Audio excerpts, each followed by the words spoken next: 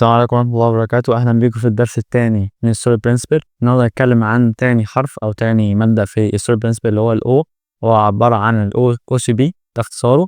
يعني إيه OCB؟ يعني Open Close Principle. يعني إيه Open Close Principle؟ يعني Open for Extension Close for Modification. وده معناه حرفيا إن الكود بتاعك تقدر تزود فيه features. ده معناه حرفيا إن الكود بتاعك تقدر توسعه ولكن ما تقدرش تعدل فيه، يكون مقفول للتعديل. طبعا أنا هفهمك الموضوع ده بكل بساطة في مثال واضح، بس عشان تكون فاهم يعني ايه اوبن كلوز برنسبل جت منين. وده مهم جدا في المشاريع، خاصه في البرودكشن، عشان لما تيجي تزود حاجه ما تبوظش حاجه اصلا كانت شغاله. نفهم الكلام ده بكلمتين بس، ان هو يعني ايه اصلا، يعني ايه اوبن كلوز برنسبل. لما تيجي تضيف حاجه خاصيه جديده او فيتشر جديده، المفروض تضيف كود جديد تماما، مش هتعدل على الكود القديم، عشان كل تعديل في الكود القديم ممكن يكسر حاجه كانت شغاله اصلا في الاساس، خصوصا لو الكود ده معمول عليه تيستنج وشغال زي الفل ومحطوط على البرودكشن. فلو هنقول مثال بسيط، مثلا انك بتحسب خصم المنتجات مثلا في مطعم. المطعم ده عامل if statement مثلا ان هو هيخصم مثلا 20% لو حاجه معينه، هيخصم 30% لو حاجه معينه.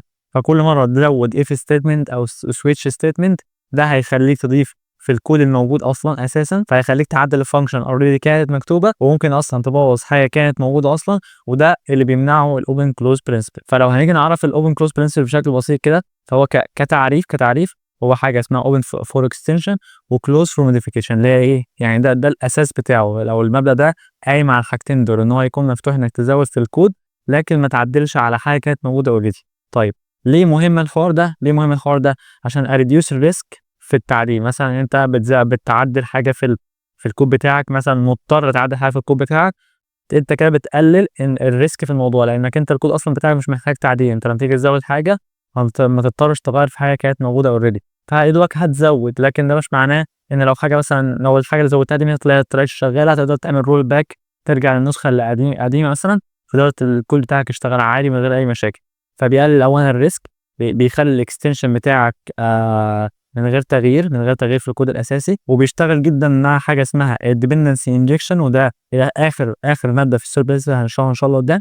والحاجه اسمها الابستراكشن كونسبت. الابستراكشن كونسبت اللي احنا خدناها في الاو بي، انك تخلي الكلاس بتاعك ابستراكشن ويكون الحاجه كلها مجرده عامه كده ويكون بسيطه، ده اللي بيطبقه الاوبن كلوز برنسبل بشكل كويس. طيب ايه الحاجات اللي عامه تعرف منين انك انت مثلا مش بفايوليت او ما بتعملش الاوبن كلوز برنسبل؟ الحاجات دي بكل بساطه انك مثلا في لونج اف ستيتمنت او سويتش ستيتمنت، تمام كده، اللي هي مثلا تكون في اف كتير، اف ال سي. انت اصلا لما تشوف حاجه زي كده دي مش شطاره ومش حاجه حلوه في الكود اصلا. وانك تعمل مثلا في حاجه اسمها تايب تشيك، انك تفضل كل شويه تشيك التايب ده انتجر ولا سترينج ولا ايا كان اللي بتاع ده، انستنت اوف من ايه مثلا، الاوبجكت ده من نوع ايه. دي برضو من الفيوليشنز اللي تبع الاوبن كلوز برنسبل. هتلاقي ريبيتد كلاس، ان مثلا في كلاس عندك متكرره، وده هيأثر بشكل عام على الكود بتاعك، فده برضو من ضمن الحاجات اللي بتفيوليت الكود برنسبل. فلو لقيت حاجه يعني، ده بشكل عام او المشاكل الشائعه عن الاوبن كلوز برنسبل وهو بيحلها اصلا المفروض. فلو لقيت حاجه من دول فاكيد عندك مشكله في الكود بتاعك. في باترنز مشهوره عامه اللي هو ديزاين باترنز، ان شاء الله ده هيكون في كورس منفصل عن ديزاين باترنز كلها. بيطبق الاوبن كلوز برنسبل زي الاستراتيجي باترن، في حاجه اسمها التمبلت ميثود، في حاجه اسمها الديكوريتور باترن، في حاجه اسمها الفاكتوري اند ريجستري باترن. ده اللي يعني اللي يعرف الديزاين باترن. الديزاين باترنز دي بتطبق الاوبن كلوز برنسبل. طيب تعالى بقى ايه، نخش على الكود او عامه المشكله اللي عندنا. فعندنا برضو حاجه اسمها بيمنت سيرفيس، دي هخليكم تشوفوها في الكود دلوقتي. فلو جينا هنا في الكود هنشوف مثلا هنا عندنا حاجه اسمها بيمنت سيرفيس. بكل بساطه البيمنت سيرفيس دي كنا شفناها في الاوردر بتاعنا، ادي كلاس الاوردر اللي احنا كنا عملناها في السنجل ريسبونسبيلتي، بعيد عن التفاصيل بتاعته، بس يعني ده بشكل مختصر كده. بقى هنا في حته البيمنت سيرفيس، الكلاس ده بيفيوليت الاوبن كلوز برنسبل. ليه؟ لكذا سبب. اولا شفنا السويتش ستيتمنت اهي، ان فيها بيسويتش ما بين كذا كيس، وكل كيس منهم بتعمل حاجه مختلفه. انت مثلا عندك البيمنت ممكن تدفع بالكريدت، ممكن تدفع بالباي، ممكن تدفع بالبنك او اي حاجه ثانيه. فهو عمل كده سويتش ستيتمنت بتكفر ثلاث انواع من البيمنتس دي. فده معناه انك مثلا لو عايز تضيف مثلا بيمنت جيت واي جديد، هتقول مثلا هنا هتقول كيس، مثلا كيس هنا و بيتكوين مثلا، هتدفع بالبيتكوين. طبعا فكل مره هتضيف وتعدل في فانكشن اوريدي كانت موجوده، يعني المفروض الفانكشن دي كده بسم الله الرحمن الرحيم كده تكون مقفوله، ما تعدلش فيها النهائي. طالما انت فتحتها وعدلت فيها، ده بيفيوليت الاوبن كلوز برنسبل. في نفس الوقت انت عايز تزود كيس جديده او طريقه جديده للدفع من غير ما تعدل على الكود ده، وفي نفس الوقت بس يا دوبك تضيف فيه البيمنت جيت واي الجديده. طيب حل الموضوع ده بقى ازاي؟ حلنا ازاي؟ جينا هنا بقى قسمنا الكيس بتاعتنا دي كلها، قسمنا كل كيس من اللي احنا كنا كاتبينهم هنا دول كلهم، كل كيس من دول كلاس منفصل لوحده بيهندل البيمنت جيت واي بتاعته منفصل عن التاني. طيب الموضوع ده اتعمل ازاي؟ يعني مثلا باي بال بروس، يعني مثلا هنا هندفع بالباي بال، وعملنا هنا هيبقى بنك ترانسفير، فدول مثلا نوعين من البيمنت صح كده. طيب بيمبلمنتوا ايه؟ بيمبلمنتوا حاجه اسمها بيمنت بروسيسور. ايه البيمنت بروسيسور ده بقى؟ ده انترفيس، عباره عن انترفيس كده فوق خالص، كل انواع البيمنت اللي انت ممكن تتخيلها في حياتك بيمبلمنت الكلاس ده. اي بيمنت بروسيسور فيها انا اقدر ادفع والبروسيس بتاعتها صح كده. فبدل ما كل مره تعمل سويتش ستيتمنت وتبدل ما بين الحاجات دي، لا انا يا سيدي بكل بساطه عملت ابستراكت او انترفيس كلاس، يكون كده كلاس فوق كبير كده، كلهم بيمبلمنتوا الكلاس ده وبينهرتوا منه الفانكشنز اللي جواه دي، ومجبورين ان هم يمبلمنتوا ايه؟ الكلاس الفانكشنز دي. فاحنا كده لو مثلا احنا قلنا زودنا هناك البيتكوين صح كده، هروح اعمل، احنا مش هعدل في اي كود، لو تاخد بالك هنزل سطر كده لوحده منفصل، وهنعمل هنا بيتكوين بيمنت، وهنزود عليه هي ايه؟ الحته بتاعت البيتكوين ايه؟ بيمنت. تمام كده. فلا في نفس الوقت احنا كده ما زودناش خالص اي حاجه او عدلنا اي حاجه في الكود الاساسي بتاعنا، فما فتحناش مثلا الفانكشن دي زودنا فيها حاجه وفتحنا الفانكشن دي زودنا فيها حاجه، وفي نفس الوقت ايه؟ زودنا بس على الكود. فهو كده حقق ان هو يكون اوبن فور اكستنشن، ان احنا نوسع الكود بتاعنا، وكلوز فور ايه؟ موديفيكيشن. وبكل بساطه نيجي هنا في البيمنت سيرفيس بتاعتنا، يدوب بس نعدل البيمنت استراتيجي بتاعتنا، او مثلا احنا هندفع مثلا بالباي بال، او هندفع بالبنك ترانسفير او بالبيتكوين، فكل بيمنت لوحدها منفصله هنبعت له بس دوك الاوبجكت بتاعها، وهو يفهم ان هو ايه؟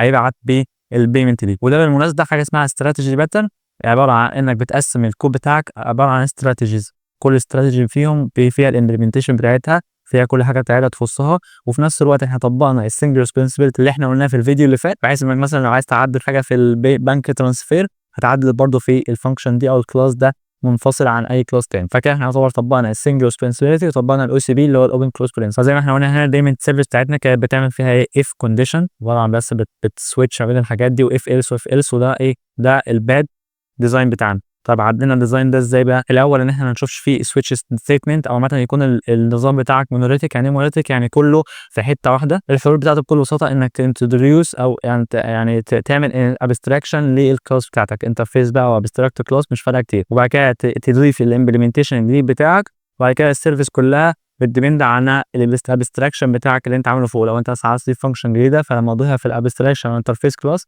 كل الكلاس اللي تحتيها هتنهرته، ففي نفس الوقت ده مش هيخليك تعدل حاجه في الكود بتاعك اساسا، بتكون معتمد على الابستراكشن بس. طيب نيجي بقى نشوف البيمنت السيرفيس بتاعتنا لما عدلناها وخليناها طبقنا عليها الاو بي سي بي برنسبل. احنا بكل بساطه عملنا انترفيس، الانترفيس ده في منه كلاس بتنهرت من الانترفيس ده، بتمبلمنت الفانكشنز اللي جواه زي الكريدت كارد او الباي بال بروسيس. فده خلى عندنا ابستراكشن، عملنا ابستراكشن للكود بتاعنا وخليناه اوبن كلوز برنسبل، ان احنا عايزين نضيف مثلا بيمنت جيت واي جديده مثلا هنضيفها هنا في كلاس ايه منفصل لوحدها بعيدا عن الكلاس الثانيه. في نفس الوقت احنا ما عدلناش في الكود الموجود اساسا، وخلينا بقينا نقدر نخلي الكود بتاعنا نقدر نزود عليه من غير ما نعدل في الكود الاساسي اللي موجود فيه. طيب فاحنا لو قلنا الباد سيرف بتاعتنا لما كانت معموله بالطريقه اللي مش مطبقين فيها الاوبن كلوز برنسبل، ايه اللي خلاها تعمل كده؟ اللي خلاها تعمل كده ان احنا مثلا الكودر او الفانكشن بتكول البيمنت جيت واي، هي ده بس بتكول السيرفيس، والسيرفيس دي تعمل سويتش او اف ستيتمنت على الكيس اللي عندها كلها في نفس وترجع لها ريسبونس. وده ايه؟ ده مش احسن شكل او احسن طريقه. الاحسن طريقه بقى ان ايه؟ ان هو يبعت للبيمنت سيرفيس، البيمنت سيرفيس تبعت للانترفيس، الانترفيس يختار البيمنت بروسيسور بتاعته، بعد كده يبعت للجيت واي، وبعد كده ايه؟ الموضوع يشتغل تمام زي الفل. فده طبعا اخلاك تقسم الكود حتت صغيره، كل حته بتعمل حاجه معينه وتبعت اللي بعدها، وفي نفس الوقت انت لو عايز تضيف حاجه جديده هتضيفها في النص من غير ما تعمل اي مشاكل، ومن غير ما تعدل على الكود القديم اللي لو كان موجود قبل كده. فبكل بساطه البيمنت سيرفيس بتاعتك هتعمل حاجه اسمها انجكت للكود بتاعتك، او يعني هتعمل لما تيجي تضيف مثلا حاجه جديده بتعمل ريجستري او في ده بالنسبه للداتابيزز والكلام ده، تعمل اكنك تعمل انجكت للكود او انجكت للميثود الجديده او الاستراتيجي الجديده في الكود بتاعك، لانه عباره عن انك بتعمل اوبجكت من الكلاسز دي، وكل اوبجكت بيهندل الحته بتاعته. فهو برده كذلك في البرايسنج سيرفيس، لما قلنا على البرايسنج مثلا في المطعم ده بيعمل كذا ديسكاونت، هي نفس الفكره. اي حاجه بيكون فيها كذا شكل وكذا طريقه وكذا بلان مثلا، ده بيكون اللي هو اصلا اللي احنا في الديزاين باترن حاجه اسمها استراتيجي باترن، ده بيحل المشكله دي. وفي نفس الوقت بيحل نفس مشكله ايه؟ بيطبق الاوبن كلوز برنسبل. الاوبن كلوز برنسبل بيحل مشكله انك تخلي الكود ما يتعدلش عليه، وفي نفس الوقت تقدر تضيف عليه فيتشرز جديده او طرق جديده من غير مشاكل. زي هنا في الديسكاونت مثلا، في ديسكاونت في اي بي ديسكاونت، وفي حاجه اسمها بالك ديسكاونت، وكل واحده لهم ايه؟ الحاجات بتاعتها. فلو إحنا مثلًا عايزين نعرف الخطوات علشان نعمل الopen close principle، إنك تدوّر مثلًا على switch statement أو if أو instant off من اللي هو object يعني، وتcreate abstraction، يعني تعمل abstraction للclass بتاعتك سواء interface أو abstract class. بعد كده تmove كل الimplementations في الinterfaces دي وتخلّي الclass دي تimplement الinterfaces دي. وبعد كده بقى لو في حاجة هتregister في الregistry، بعد كده تupdate الcoder بتاعك إن هو ينده اللي في الabstraction، مش ينده الclass ذات نفسها، ينده الabstraction هو اللي يحدد الclass اللي هيستخدمه. وبعد كده في الآخر بقى لو أنت عايز تعمل test هتtest كل unit لوحدها، وده بيسهل عليك الtesting ويسهل عليك الediting وده يسهل عليك كل حاجة. فالopen close principle مبدأ مهم جدًا في الtesting، ومبدأ مهم جدًا في إنك تكتب الكود يكون clean ويكون سهل التعديل عليه والناس تقدر تقراه بعدين. لو إحنا إيه المشاكل اللي إحنا مثلًا لو طبقنا الopen close principle بشكل over أوي، إيه اللي هيحصل؟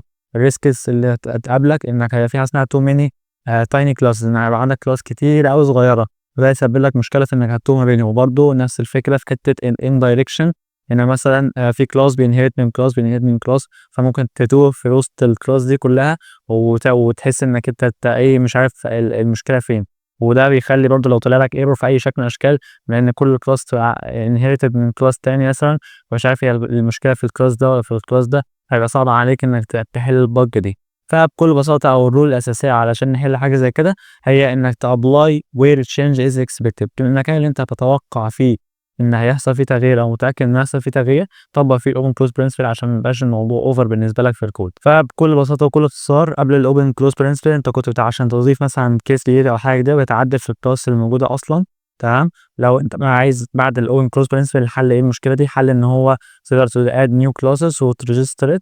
بعد كده بقى إيه المفيد في الopen close principle بشكل عام، إنك مش هتعدل في الexisting code، الكود بتاعك مش هيكون فيه مشكلة، هتقلل الrisks اللي ممكن تيجي لك من تعديل الكود بشكل عام، هيكون easier extension إنك تزود على الكود براحتك، هيكون الموضوع أسهل بكتير من إنك تقعد تعدل في الكود الأساسي. وزي ما إحنا متعودين هتلاقي كل الكلام ده بالكود بكل الحاجات دي هتلاقيها في الPDF، وهتلاقيها في الكود مرفوع لك على الGitHub أو على الدرايف. وفي الدرس اللي جاي إن شاء الله هنتكلم عن حاجة اسمها الscoped substitution، وده مبدأ مهم جدًا بيتكلم عن مشاكل الinheritance والمشاكل اللي ممكن تؤدي بسبب الinheritance الكتير. فإن شاء الله هنتكلم عن في الفيديو اللي جاي عن الscoped substitution. وما تنساش تذاكر المبدأ اللي فات اللي هو بتاع الsingle responsibility، والمبدأ بتاع النهارده اللي هو الOSP responsibility علشان تقدر تفهم الscoped substitution. وما تنساش تعمل لايك وسبسكرايب للقناة، وأشوفك في الدرس اللي جاي.